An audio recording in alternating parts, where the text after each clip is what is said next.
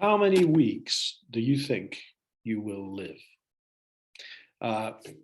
Don't do the mathematics, don't work out exactly. But if I just said, how many weeks do people live on average in their lifetime? How many weeks? It's a funny way to say, isn't it? Do you think like, I don't know, 1,000, 10,000, 100,000 weeks? If you just think of a number right now, and then let's try to actually work it out. If you think the average lifespan is maybe 80, maybe more in Japan, but the average is 80. Well, that 80 years, if you have 50 weeks in 1 year, 80 times 50 is only 4,000. Now that may seem like a big number, but to me, that doesn't seem like a big number. 4,000 weeks is the average length of time that we humans are on Earth. My goodness. So if you know that you're only here for 4,000 weeks, it kind of makes you think, well, I want to use each week for the most and do the most things. So that's kind of a starter question. How would you, if you know that you have such a limited time, what's the best way to do, to live your life, to do as many things as possible? I don't know. I don't know the answer to that. And everybody has a different answer. But I read an interesting book. Okay, I'll show you down here. It's called 4,000 Weeks. It was a book by Oliver Burkeman. And he had an interesting point. He said, because we live such a short life and our wants, the things we want to do in life are so many, there's like almost infinite, never-ending number of things we want to do. It's impossible to do everything we want to do. So many self-help books say, oh, you should do more every day. Have a to-do list and do more and do more. This guy, Oliver Burkeman, he says we should try to do less because we can never do everything. So therefore, prioritize, choose the most important things, do those things and forget about the rest because there's no chance we can ever do everything we want to do. Especially because 4,000 weeks, I'm already, what am I, 51, so most of my weeks have gone. I don't have that many more weeks, so there's no way I can do all the things I want to do. Okay, so but instead, okay, well, what do we do? Okay, here's 7 ideas that he's got down here. 1, 2, 3, 4, 5, 6, 7. Let's have a look. We'll go through them. Number 1, don't just try to do more. It's impossible to do everything. Instead, give yourself limits. Have an open to-do list with all the things you want to do, and then a closed to-do list with only 10 items maximum. You can only do items from the closed list and only 1 item at a time. You will have to prioritize. Okay, this is an idea. You might have 1 piece of paper and you write down all the things you want to do in your life. There may be 100 things here. You then choose only 10 and then choose only 1 to do from that 10 at any one time. And you cannot do anything else until you finish that 1 thing. That way you prioritize. You do less, but it's the most important thing. I like that idea. Number 2, decide in advance what to fail at. Choose whole areas of life you don't mind failing at. For example, keeping your house or garden tidy. Because we don't have unlimited time, you have to choose some things that you're not very good at and that you don't care about. For example, I don't care if my garden is overgrown, or I don't care if I don't have the newest clothes, if I'm just wearing my old Hawaiian shirt. Some people care about these things. But okay, if you think it's important to have fashion, do that. But be comfortable with things that you don't have to be good at. In other words, you can't be good at everything. So choose the things you don't care about and don't worry about those. Number 3, focus on what has been completed. Keep a done list, which you fill throughout the day.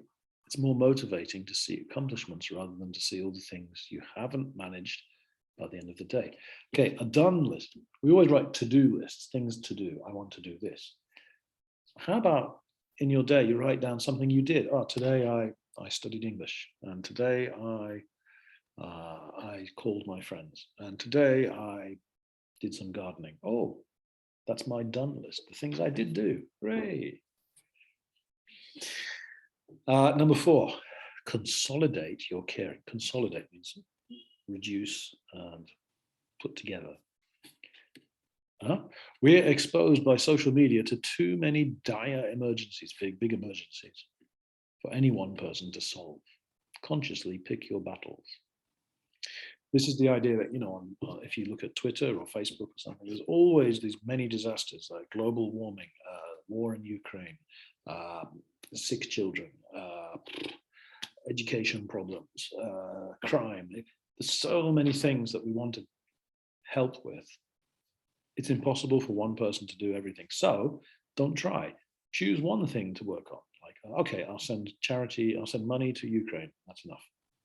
Or, okay, I'll do something to help poor people in Sri Lanka or something. Right? Pick your battles. Choose which things you want to fight. Okay, number 5, embrace boring and single-purpose technology. Switch social devices off, grayscale your smartphone so it appears more like a tool than a toy. Use things like a Kindle. Don't work very well at anything other than the purpose they were designed for. Oh, okay. Embrace boring and single-purpose technology. Boring technology, like a Kindle, Kindle, Amazon Kindle, you can only use that really for reading books. It's not good at email. It's not good at taking pictures, right? But that's good, right? That means you have to just read a book. Or even more boring technology, a book. The book can't do anything. All it can do is give you words that you read. So instead, you see, if you get something that can do everything, like a smartphone, you spend all your time looking at TikTok and videos and email, and you don't get any focus. So reduce your technology. Interesting. Okay.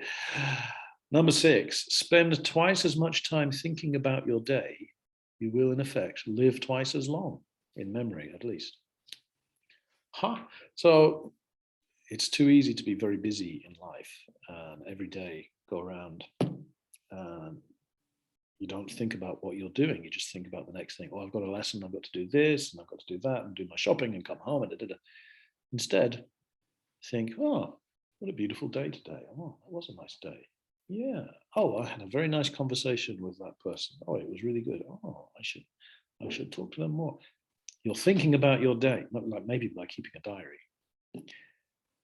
Then every day is special, not just, oh, another day, oh, school, and you forget all the events. The importance then is every day has more meaning to you.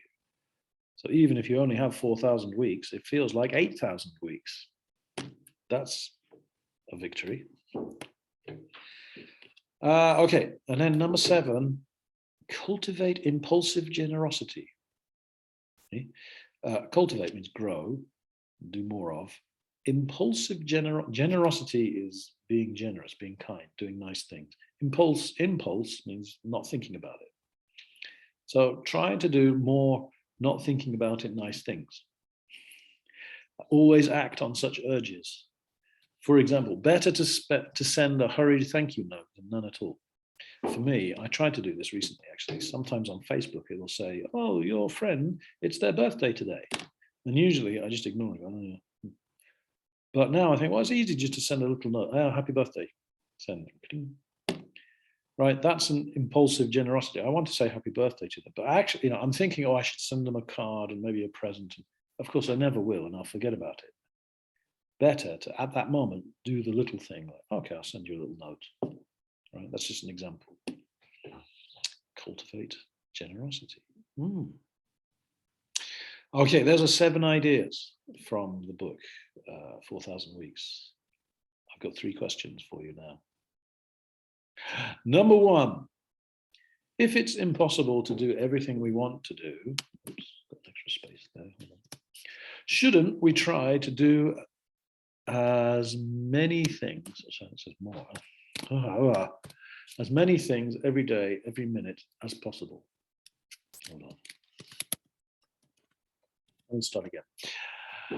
If it's impossible to do everything we want to do, shouldn't we try to do as many things every day, every minute as possible? Why or why not? That's kind of a key question for this topic. Number 2, what would you choose not to be any good at? Anything you don't care about in life, you say, that's okay. I don't have to be number one at that. Okay, number 3, which ideas here are good for you, which are bad? Anything here, these 7 points, anything that you like, anything you don't like? Have a think. We'll talk about it next time I see you. Okay, thanks a lot.